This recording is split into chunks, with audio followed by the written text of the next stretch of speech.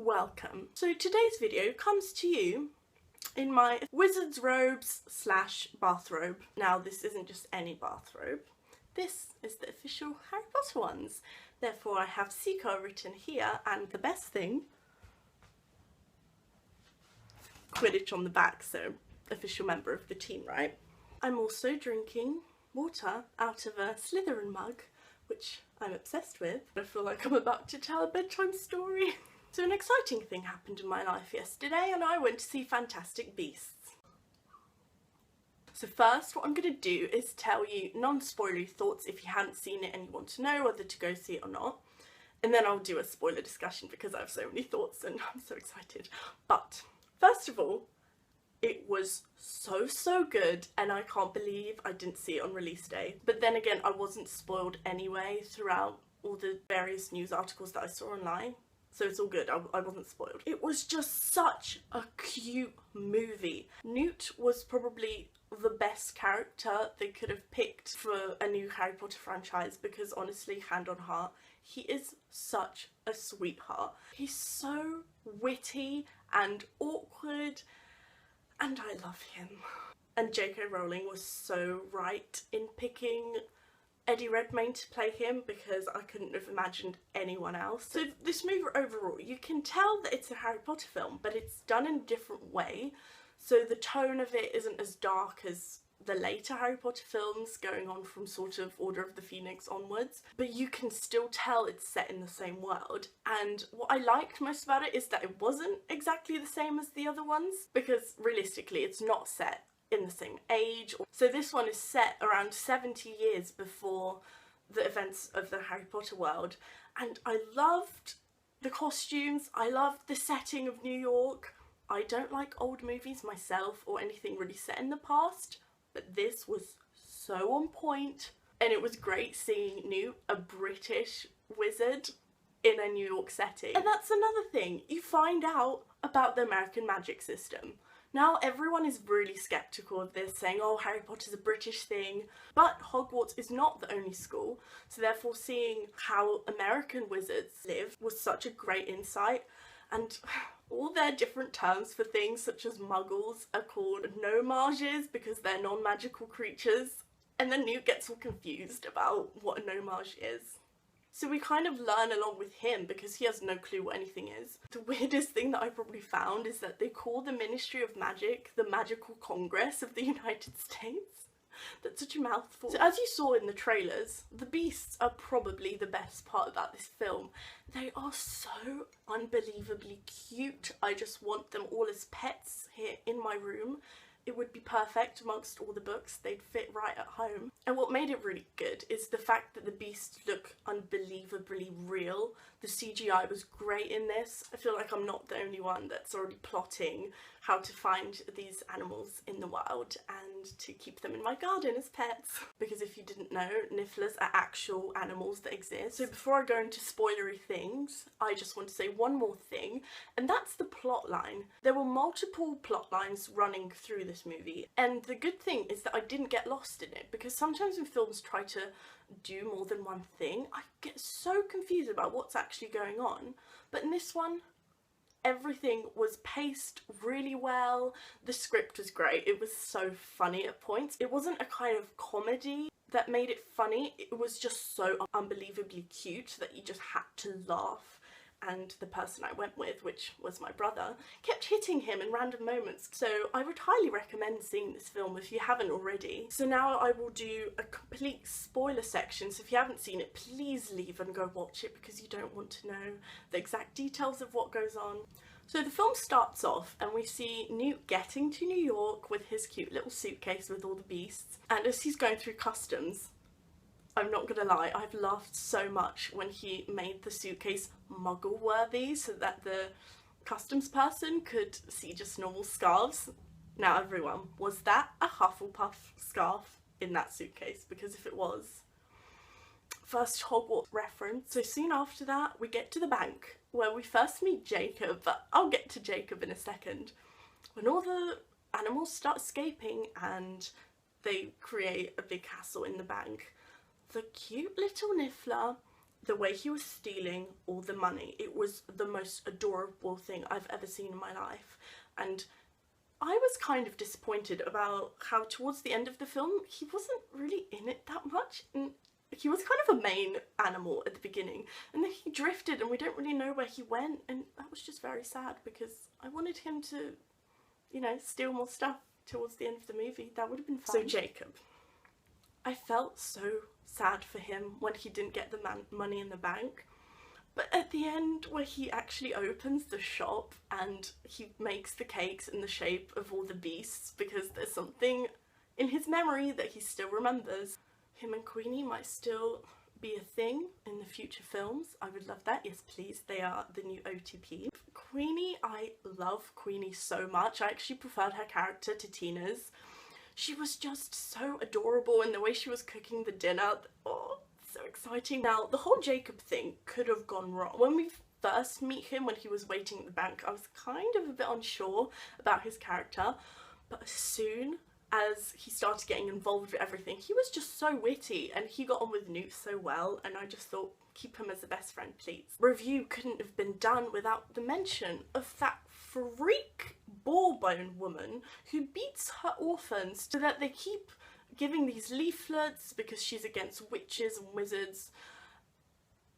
She was an absolute psycho, and when she died I was so happy. But she was kind of a good addition to have as a sort of a sub-villain for the film, because the hate grew for her so much throughout the film that by the time Ezra Miller, aka the Flash, which I couldn't stop pointing out throughout this film, if you didn't know he's playing the Flash in the Justice League films, he needed to get rid of her.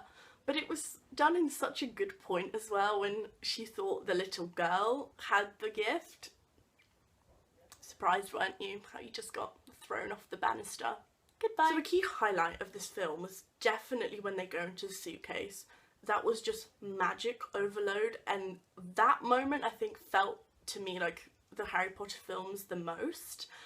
All the creatures, oh, just emotions.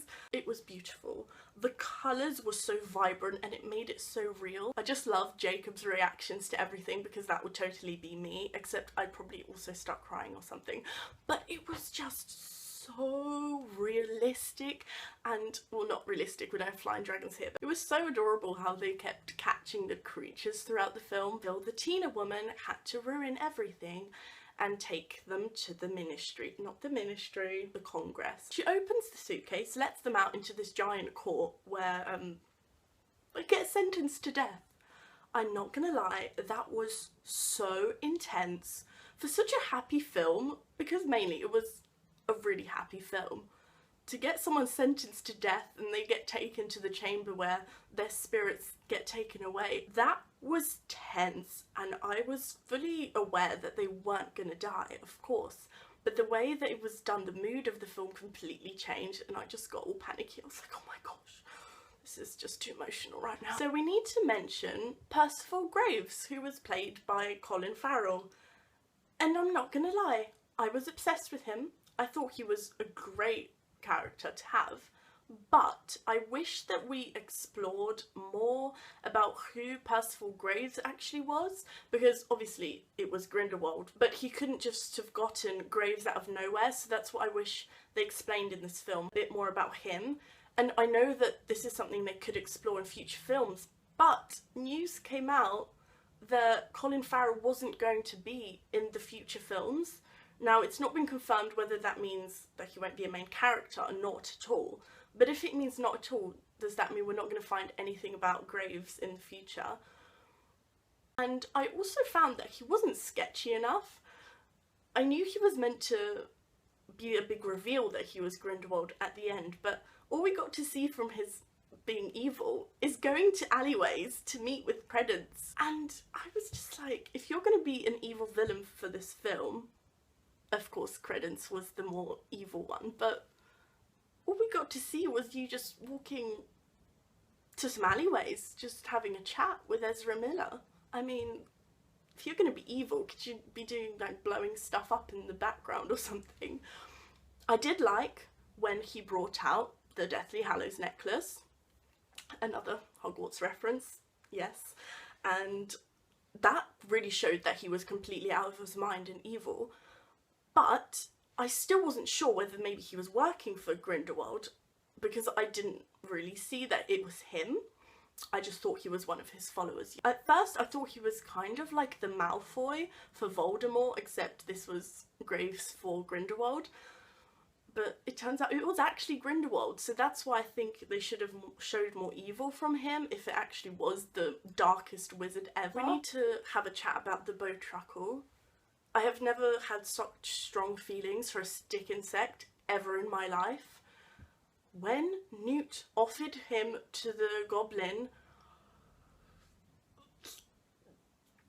feels overload, I was genuinely petrified, and I just thought, you can't do this. And when he got him back, I just got so intensely happy. Did anyone catch the Hogwarts jokes? There's one at the beginning where the crazy woman asks Newt if he's a seeker, and he goes, I'm more of a chaser. Does that mean he actually played Quidditch, or is that just one of his jokes about Hogwarts?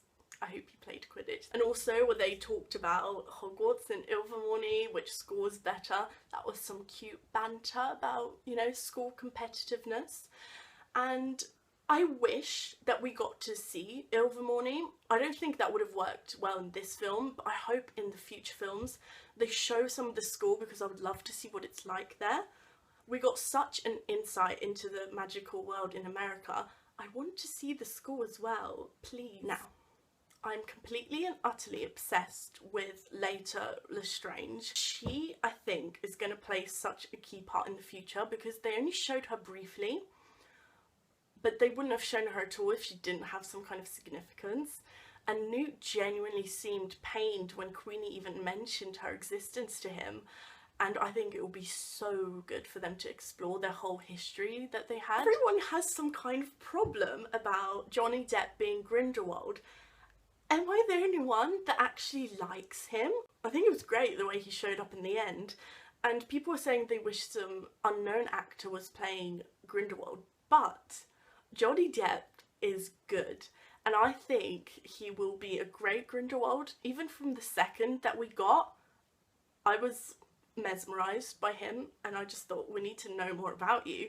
So I'm really excited for him to pick up the role and have him be the main villain in the rest of the series. Overall, I am in love with this film. I am over the moon that I enjoyed it, because I was a bit sceptical. I was like, oh, another Harry Potter film. But it was also great to see something that I hadn't read the book of before, because for each of the Harry Potter films, you read the book and then you see the film and you have such high expectations, you want every single scene to be in it. But this one, it was just like a fresh start, and you were able to watch a Harry Potter film without judging it. So I hope you enjoyed my discussion of it. Please let me know what you thought, because I'd love to know if you liked it, hated it, what was your favourite part. I will put all my social media links down below, so don't forget to like the video and subscribe, and I will see you next time. Bye!